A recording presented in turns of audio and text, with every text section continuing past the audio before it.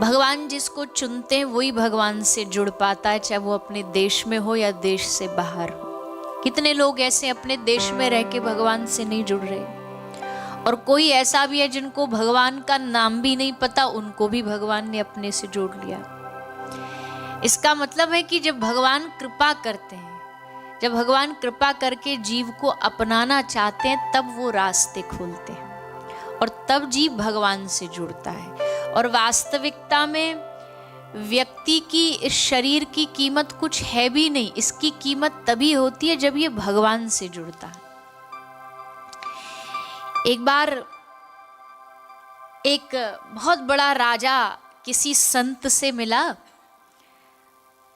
तो संतों के लिए तो क्या राजा क्या फकीर, उनके लिए तो सब समान होता है। तो संत ने उस बादशाह को बहुत भाव नहीं दिया, बहुत उसकी जी हजूरी नहीं करी। और जो बहुत बड़ा व्यक्ति होता है, जब तक उसकी कोई जी हजूरी ना करे तो उसे मजा नहीं आता। वो संतों से भी यही चाहता है कि उसकी सब वंदना करें।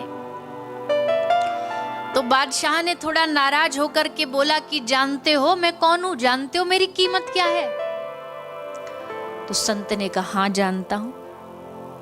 क्या कीमत है तेरी? वो जानता हूं। बोले क्या कीमत है? बोले तेरी कीमत 50 रुपया है। तो बादशाह हंस के बोला मेरी कीमत 50 रुपया? मैंने जो कपड़ा, जो कुर्ता पहन रखा है ना, इस कुर्ते की ही कीमत 50 रुपया है, आप मेरी कीमत 50 बता रहे हो? तो संत ने हंस के कहा मैंने कुर्ते की ही कीमत बताई है, तेरी नहीं, क्योंकि केवल कुर्ता ही है तेरे शरीर पर जिसकी कीमत है, तेरी तो कोई कीमत ही नहीं। इंसान की क्या कीमत है? इंसान की कीमत ऐसे कुछ नहीं है, पर जब यही इंसान भगवान की नाम से जुड़ जाता है, भक्ति से जुड़ जाता है, तो ये शरीर उसके लिए महोत्सव बन जाता है। ये शरीर भगवान तक पहुंचाने का रास्ता बन जाता है। अन्यथा इस शरीर की मृत्यु उपरांत क्या गति है? जला दो तो राख हो जाएगा, गाड़ दो तो मिट्टी बन जाएगा, खुले में फेंक दो तो चील कौवे खा जाएंगे। इससे ज्यादा इस शरीर की अंत में और क्या गति होगी? आप विचार करके देखो कि पशुओं का शरीर फिर भी काम आ जाता है, इंसान का,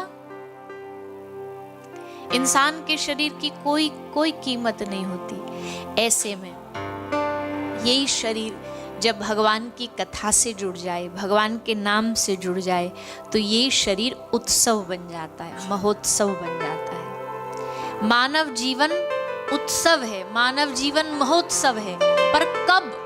जब ये भगवान से जुड़ा होगा, नहीं तो मानव जीवन निराशा से भरा हुआ है। कल भी कहा दुःखालयम् अशाश्वतम्। संसार में एक दुख जाता नहीं दूसरा आ जाता है, दूसरा जाता नहीं तीसरा आ जाता है।